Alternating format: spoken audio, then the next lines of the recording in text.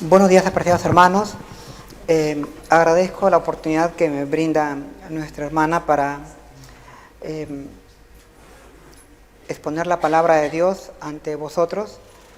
Y bien, el tema o pequeño estudio que he preparado para esta mañana, como se ha mencionado, versa acerca del matrimonio, la familia y la santidad.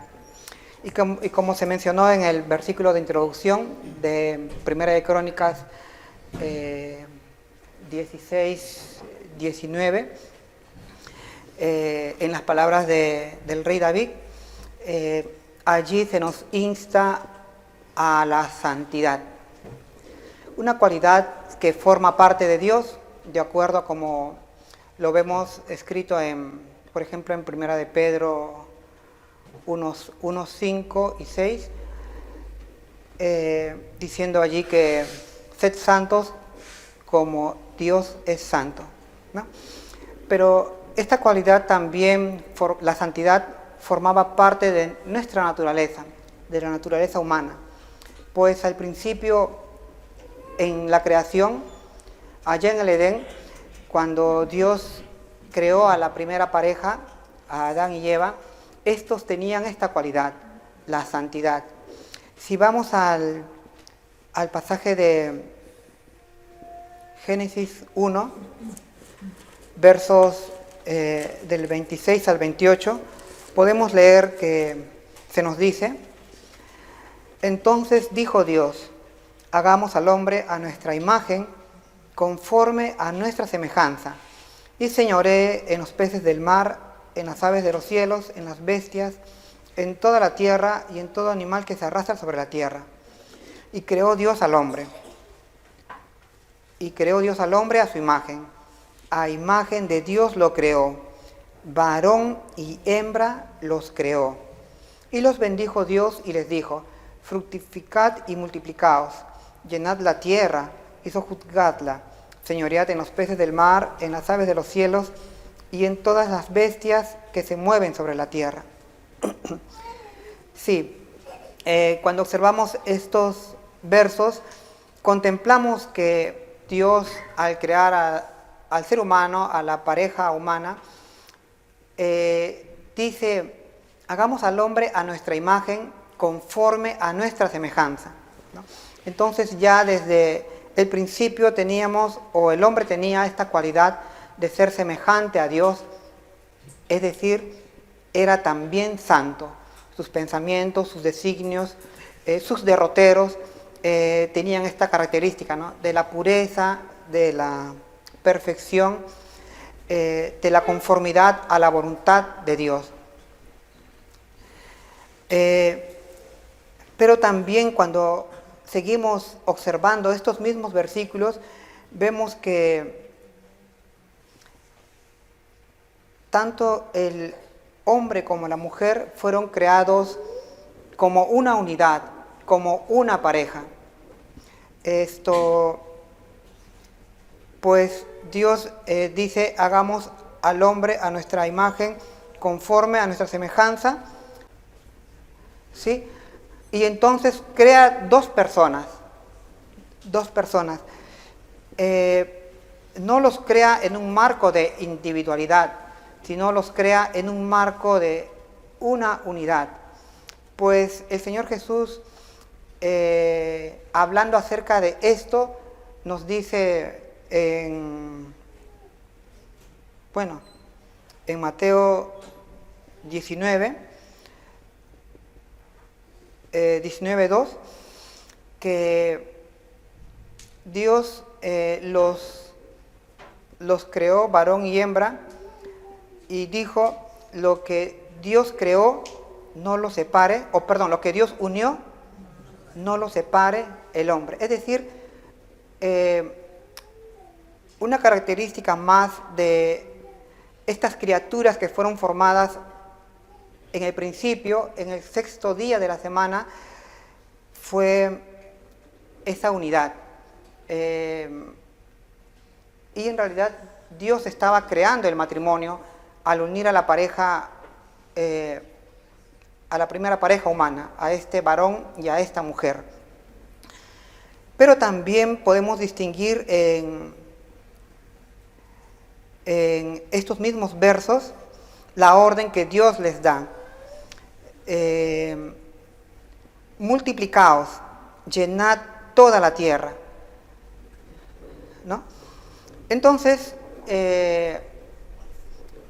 esta orden que Dios da a la primera pareja, a esta santa pareja, este matrimonio que Dios unió, la orden que les da es de multiplicarse, ¿no? De procrearse y de llenar la tierra de habitantes o de seres humanos también santos. Recordemos que hasta este momento, estamos hablando de los primeros 6 días de la creación, aún no había, el pecado no se había introducido en la tierra, el ser humano aún no había caído en desobediencia. Estamos hablando de criaturas santas, ¿no? Entonces, además vemos que esta orden de multiplicarse los seres humanos estaba en un marco, en el marco del matrimonio. Es decir, el Señor como un ser infinitamente sabio, gestó en su mente la familia. Pues como entendemos, una familia es la asociación o el conjunto de personas unidas, por vínculos consanguíneos, ¿no?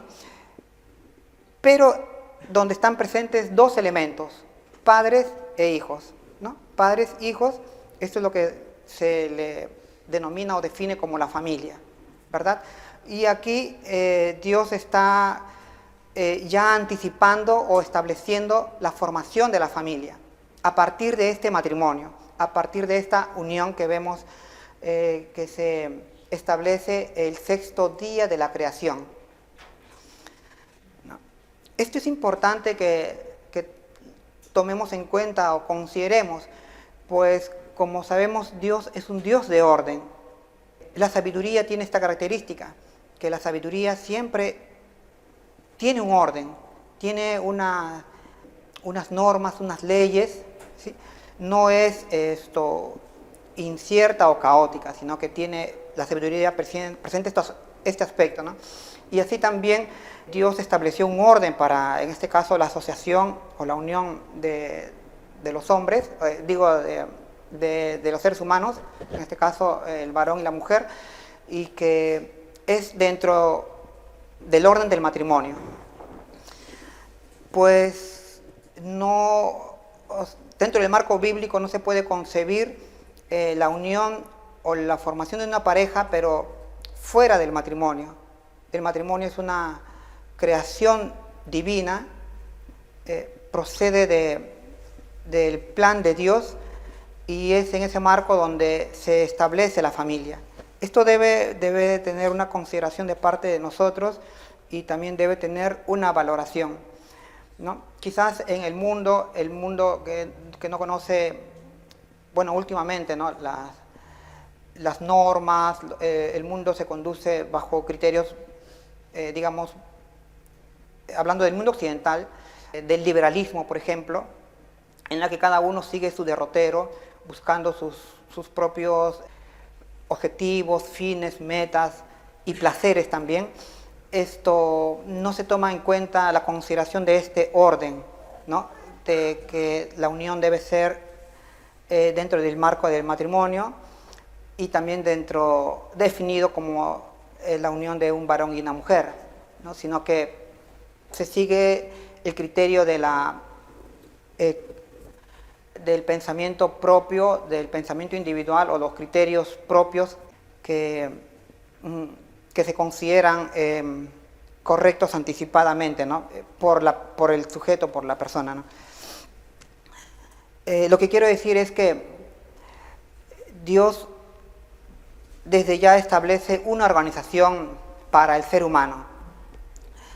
Y en el caso del matrimonio, o en el caso de la unión de las parejas y la formación de las familias, estas deben estar dentro del marco del matrimonio, ¿no? Como bíblicamente se contempla y enseña. Además de esto, contemplamos que esta orden de Dios dada a la pareja, a Adán y Eva, esta santa pareja, a este matrimonio santo que Dios había formado allí en el Edén, en el sexto día de la creación, es una orden anterior a otra orden que Dios establece allí en el Edén, la orden del santo sábado, del séptimo día, de la observancia del santo sábado. Cuando Dios estableció la orden de la observancia del santo sábado, ¿verdad? El séptimo día, es decir, después de esta orden que da Dios al hombre de multiplicarse y de llenar toda la tierra. Lo vemos así literalmente, así está registrado y así está expuesto en este primer capítulo del libro de Génesis, lo cual también debe tener una consideración de parte de nosotros, ya que Dios nos dice el verso 31 del capítulo 1 del libro de Génesis, que Dios contempló lo que había hecho y he aquí era bueno en gran manera. En otras palabras, tanto el matrimonio como la familia, eran instituciones muy buenas, nos dice la Biblia. Lo mismo que el Santo Sábado, que nos dice el Señor Jesús en San Marcos 2:28, que nos dice que el Santo Sábado fue hecho por causa del hombre, ¿no?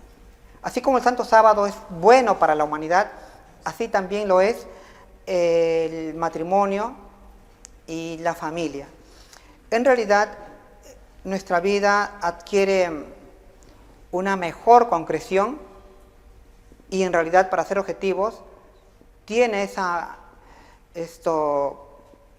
digamos, cualidad cuando nos contemplamos en el marco de una familia. No somos sujetos aislados o individuales, sino que todos estamos dentro del marco de una familia. Si examinamos un poco nuestra realidad, vemos que todos procedemos de un padre y una madre. Todos, nadie ha venido al azar y todos hemos crecido, nos hemos desarrollado en el marco de una familia, bajo el cuidado de unos padres, o bueno, en algunos casos solamente de uno de los progenitores, ¿no? Pero no, objetivamente hablando, no es posible comprender a la persona, al sujeto, al individuo, como alguien aislado. Siempre estamos en el marco de una familia. Eso es lo que la Biblia nos enseña, ¿no? Aunque claro, las ciencias humanas nos enseñan que somos individuos, que somos sujetos y que tenemos pensamientos, necesidades, estamos dotados de ciertas capacidades y tenemos un desarrollo, digamos, social, ¿no? Pero la Biblia nos enseña que el ser humano está en el marco de una familia. Es allí donde surge, crece, se desarrolla, y también es en el marco de una familia donde continúa, ¿no? su vivencia, ¿no? Fundamentalmente.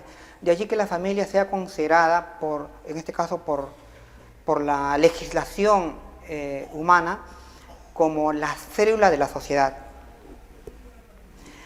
Bien, así era entonces en el principio, hermanos, hasta que vino la caída, la caída del ser humano allá en el mismo Edén, ¿no? De acuerdo al relato bíblico, el hombre desobedeció a su creador, desobedeció la orden de comer de aquel fruto, ¿no? Del árbol de la ciencia, del bien y del mal, y entonces esto repercutió en el estado de las familias, en el estado del matrimonio y también en el estado individual de la persona. Pues vemos que después de este acto de desobediencia, ¿qué sucedió con el ser humano? vemos a Adán acusar a su pareja de ser la culpable de esta transgresión al mandamiento de Dios. Vemos también a Eva acusar en este caso a esta criatura, la serpiente, de ser la culpable de su transgresión al mandamiento de Dios, ¿no?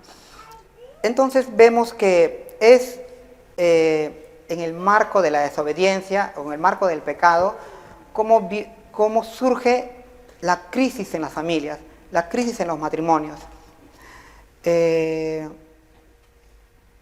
Entendemos que la palabra de Dios es buena, de provecho para la persona, para el ser humano, en particular y más concretamente para las familias o para los matrimonios, pues tiene como objetivo la búsqueda de su felicidad, o más concretamente de su salvación, o restauración, podríamos decir. Y por inferencia podemos decir que lo que no es la palabra de Dios, sino en este caso lo que es la sabiduría que proviene del árbol del fruto del árbol de la ciencia del bien y del mal, no tiene como propósito la buena salud del matrimonio y de las familias. Tomemos, por ejemplo, la Revolución Francesa con la legislación que se desarrolló allí en Francia en el año 1789, cuando se establece el matrimonio civil, la legislación del matrimonio civil. Y allí el matrimonio, que hasta ese entonces era considerado por el mundo occidental como una institución de carácter divino, pasa a ser ahora una institución de carácter civil, y se crea el concepto de contrato civil. El matrimonio es un contrato civil, una unión entre dos personas que acuerdan asociarse, ¿verdad? Pero al ser un contrato, cuando esta unión ocurre por mutuo acuerdo, pero si alguna de las partes entra en desacuerdo, entonces esta asociación o unión, al ser un contrato, se puede disolver, ¿no? Entonces se puede romper, lo cual es contrario al propósito de Dios, a la voluntad de Dios, pero así es la sabiduría humana, ¿verdad? Y también entendemos que detrás de esto está el enemigo, el adversario de Dios, que justamente busca desbaratar los planes de Dios, los planes que tiene Dios de salvación, de restauración para el ser humano.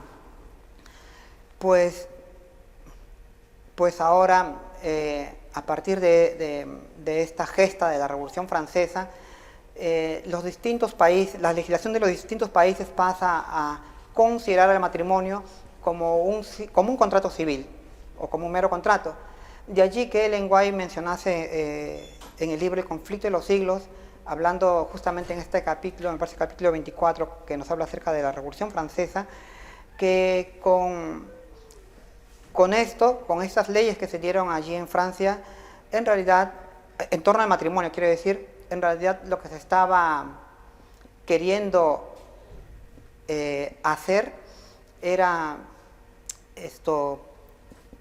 difundir el adulterio.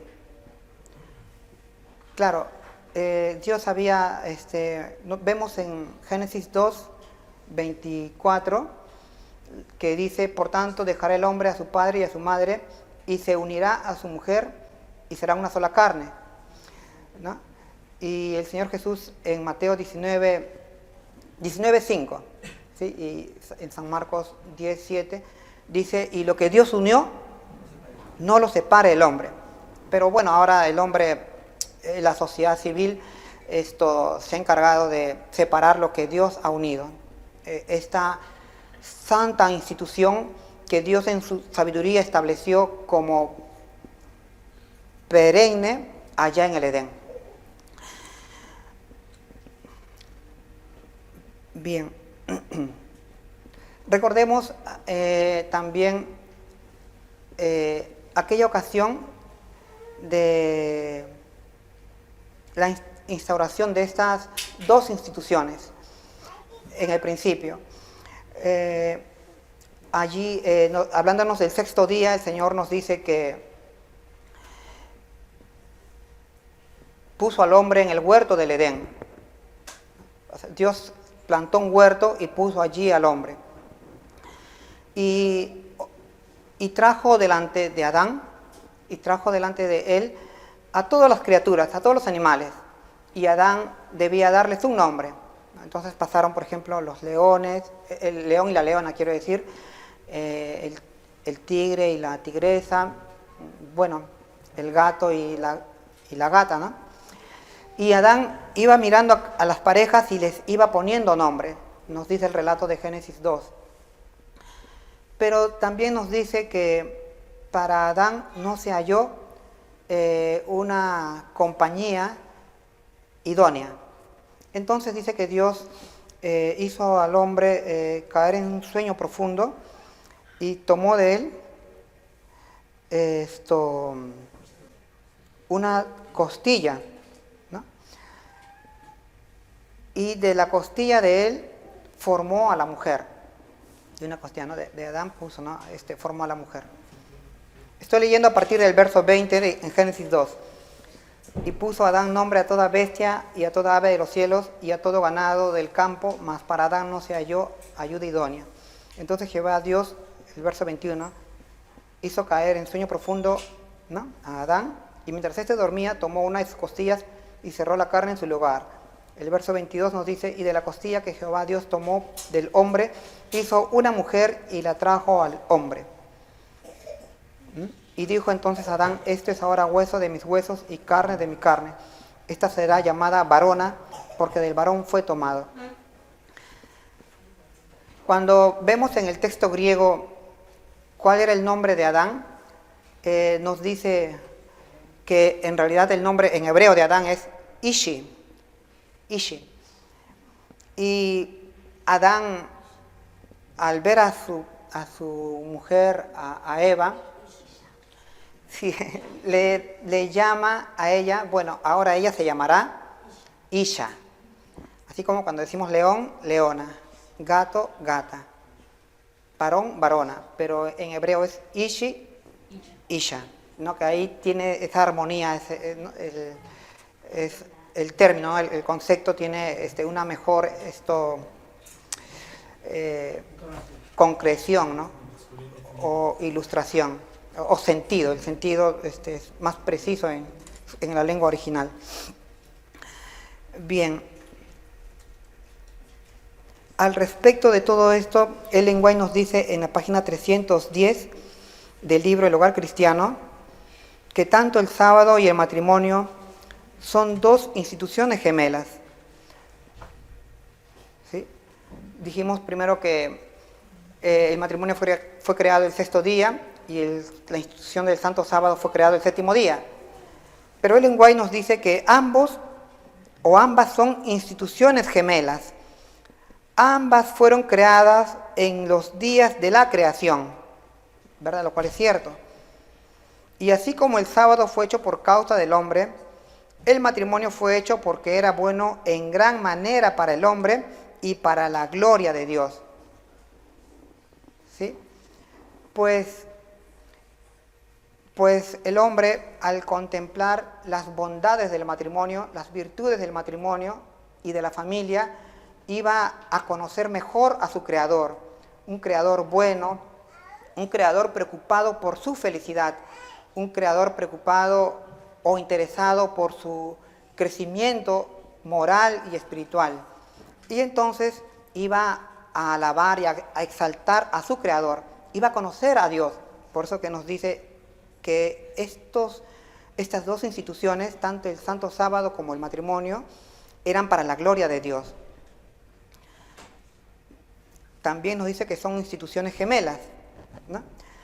Y notamos que el enemigo, de acuerdo a la palabra de Dios, ataca estas dos instituciones que se han mantenido desde la creación. Pues incluso después de la caída del ser humano y de su expulsión del huerto del Edén o del paraíso, estas instituciones fueron portadas por el hombre, ¿verdad? Adán y Eva contemplaban el sábado y Adán y Eva permanecían bajo el vínculo del matrimonio. Ellos observaban esta unión, esta institución. Y lo mismo es hasta nuestro tiempo. Sin embargo, el enemigo, el adversario de Dios, se esfuerza y se viene esforzando por atacar y destruir estas dos instituciones. Ya lo vemos, por ejemplo, durante la época de los hebreos, cuando salieron de Egipto, o durante la época del Señor Jesús, cómo estaba instituido el divorcio, es decir, la separación o la disolución de esta institución, ¿no? El Señor Jesús hablando con los fariseos, o los fariseos hablando con el Señor Jesús, le dijeron, pero Moisés nos ordenó o estableció que diésemos carta de divorcio, ¿no?, a nuestras mujeres, ¿no? Pero el Señor Jesús le dice, sí es cierto que Moisés estableció el divorcio, pero lo hizo a causa de la dureza de vuestros corazones, ¿verdad? ¿No? Pero en el principio no fue así, por eso que vemos en Mateo 19:5, en el principio no fue así, sino que Dios lo que unió no debía ser separado, ¿no? Nos dice el Señor Jesús hablando o respondiendo de esta manera a los fariseos, a los maestros de la ley. Y así el enemigo actúa atacando, queriendo destruir el matrimonio, esta institución que es tan saludable y beneficiosa para el ser humano, pues en ella encuentran refugio no solamente los hijos, no solamente encuentran calor y crecimiento, en este caso los hijos, sino también los padres, en este caso los que dirigen el hogar.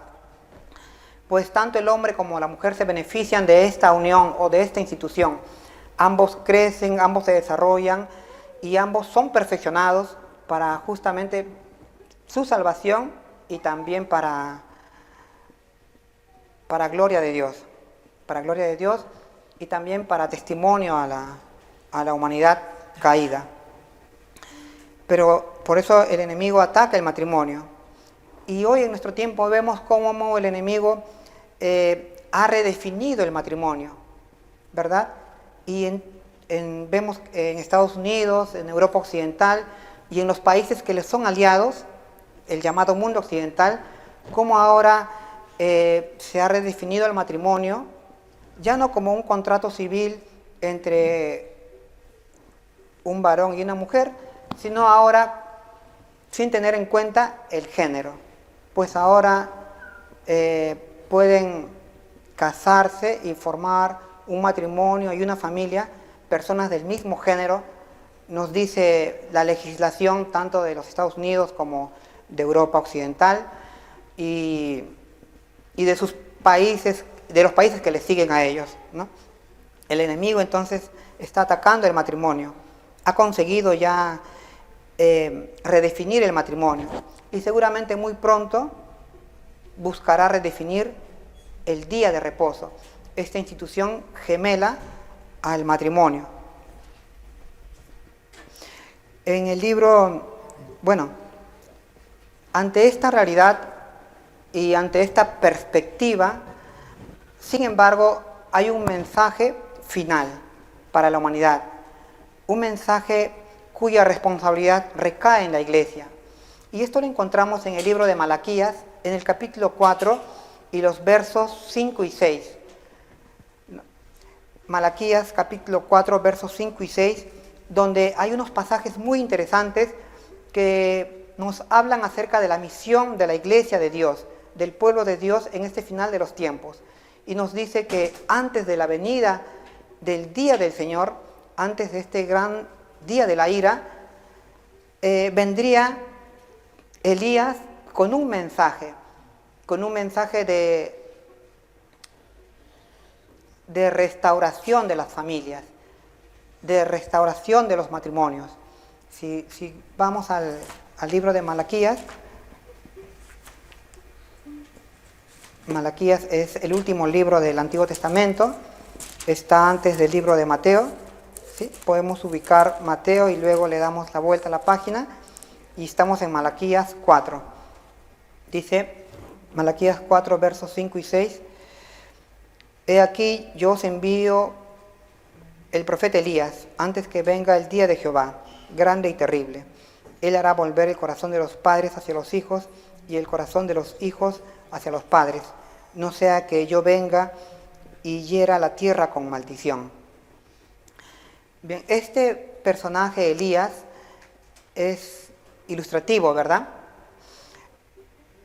Representa una obra de reforma, o un movimiento de restauración, un movimiento de reedificación de las ruinas antiguas, de la cual nos habla Isaías 58:12, ¿verdad? Pues además de la reivindicación o restauración del Santo Sábado, también hay una obra que hacer o una misión que cumplir de parte de la Iglesia.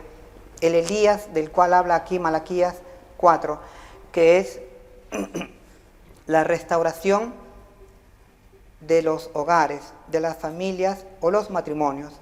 Dice reconciliar a los padres con los hijos y a los hijos con los padres. Mensaje de reconciliación. Y al respecto, Ellen White nos dice en la página 237 del libro El Ministerio de Curación, unas palabras que son bastante asombrosas por su contenido. Nos dice que la restauración y el levantamiento de la humanidad empiezan en el hogar. Es el libro El Ministerio de Curación, página 237, en el capítulo que nos habla acerca del hogar. Dice, por lo cual es menester, esto ya como explicación, si la restauración de la humanidad, caída en pecado, comienza en el hogar, entonces nosotros para trabajar a favor de la humanidad, a favor de nuestra sociedad o de nuestra comunidad, debemos primeramente trabajar en favor de nuestras familias. Debemos trabajar para restaurar nuestras familias, la buena relación que debe haber al interior de nuestros hogares, tanto nuestra relación con nuestra pareja, también como nuestra relación con nuestros hijos. Debemos trabajar en ello, y también los hijos deben trabajar en este propósito, en tener buena relación entre ellos, ¿no? Hijos e hijas, y también una buena relación con sus padres, ¿no? Recordemos aquel hermoso pasaje de Éxodo 20:12, cuando nos habla acerca de la obediencia a los padres. Honra a tu padre y a tu madre, ¿verdad? Para que tus días se alarguen en la tierra, ¿no? Que el Señor te da, nos dice, ¿no? Como dice Pablo, es el primer mandamiento con promesa. Con promesa para los hijos, ¿no? Que si son obedientes, entonces tendrán esta recompensa. Una recompensa que nos involucra a todos, que venimos a ser, como nos enseña la Biblia, hijos de Dios, ¿no? A los que hemos creído, nos dice.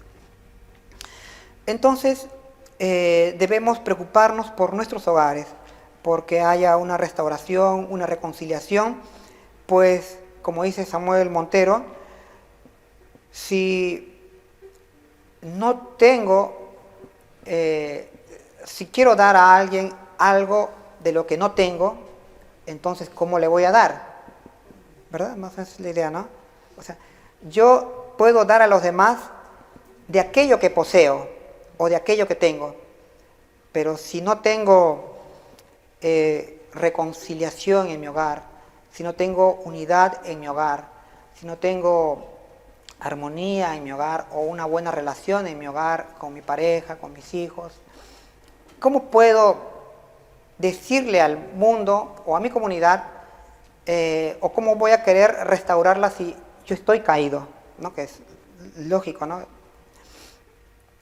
También nos sigue diciendo Ellen White en este párrafo del libro Ministerio de Curación, ¿no? Es la página 237, la obra de los padres es el cimiento de toda otra obra. La obra de los padres es el cimiento de toda otra obra. Hablándonos aquí entonces de la responsabilidad que tenemos los que somos padres de instruir a nuestros hijos en los valores bíblicos, en los valores cristianos, ¿no? Ese es nuestro deber y no podemos trasladar este deber, los padres, a otros, como ya sea la escuela o la iglesia. Ellen White nos dice que la obra de los padres es el cimiento de toda otra obra, ¿no? La responsabilidad cae en nosotros, o como lo dice el mismo pasaje de Proverbios 22:6, muy conocido, ¿no? Instruye al niño en su camino, ¿no? Y cuando si fuere grande no se apartará de él. Debemos instruir, o sea, nuestro hogar debe ser también una escuela de valores, una escuela de principios, una escuela de conducción de nuestros hijos en los caminos del Señor. Si es que queremos construir buenas familias y también una buena iglesia y una buena sociedad. Dice también, del corazón mana la vida, y el hogar es el corazón de la sociedad, de la iglesia y de la nación. El bienestar de la sociedad, el buen éxito de la iglesia y la prosperidad de la nación dependen de la influencia del hogar. Sí, así termina este corto pasaje del libro Ministerio de Curación, palabras de Ellen White, y en la que compara, en este caso, al hogar como el corazón de la sociedad, como el corazón del país, como el corazón de la humanidad, o como el corazón de la iglesia. Y si el corazón está enfermo, ¿qué va a pasar con la comunidad, con la sociedad, con el cuerpo? ¿Qué pasa cuando nuestro corazón está enfermo? ¿Qué pasa con el cuerpo? O sea, con el resto de los, ¿no? De la persona. Sí. También no funciona bien. Exactamente, si nuestro corazón está enfermo, nuestro cuerpo va a estar enfermo, vamos a encontrarnos enfermos, no vamos a estar bien. Así también el enemigo conoce esto, conoce la importancia y el valor que tiene el hogar, el matrimonio y la familia, y sabe que socavando los principios y los valores de la familia, del hogar y del matrimonio, puede perjudicar tanto a la iglesia como a la sociedad y a la humanidad en general. Por eso que el enemigo está atacando a la familia, está redefiniendo los conceptos de matrimonio y familia, y pues así va a asegurarse la ruina de la sociedad y también la caída de la iglesia. Pues como menciona Ellen White, es el hogar el corazón de la iglesia y de la sociedad y la nación, ¿no? Bien, quiero terminar con un versículo a manera de eslogan. El pasaje de Josué 24:15. Aquel hermoso pasaje en la que este siervo de Dios, Josué, este conductor del pueblo de Israel, dice a su nación, cuando estaban reunidos allá en Silo, ¿verdad? No es en Silo. En Siquén. En Siquén, exactamente. Cuando estaban reunidos en Siquén, les dice, si mal os parece servir a Jehová, escogeos hoy a quién sirváis, si a los dioses a quienes sirvieron vuestros padres cuando estuvieron al otro lado del río, o a los dioses de los amorreos, en cuya tierra habitáis. Pero yo y mi casa serviremos a Jehová. Bueno, que esta sea nuestra decisión, tanto de padres como de hijos, ¿no? Como de las familias que componen la iglesia, de que de que crezcamos, de que nos desarrollemos bajo la influencia de los consejos de Dios, o como dice la Escritura, bajo el temor del Señor. Que este sea entonces, que esta decisión o que estas palabras que pronunció Josué sean también las palabras que nos acompañen. Amén.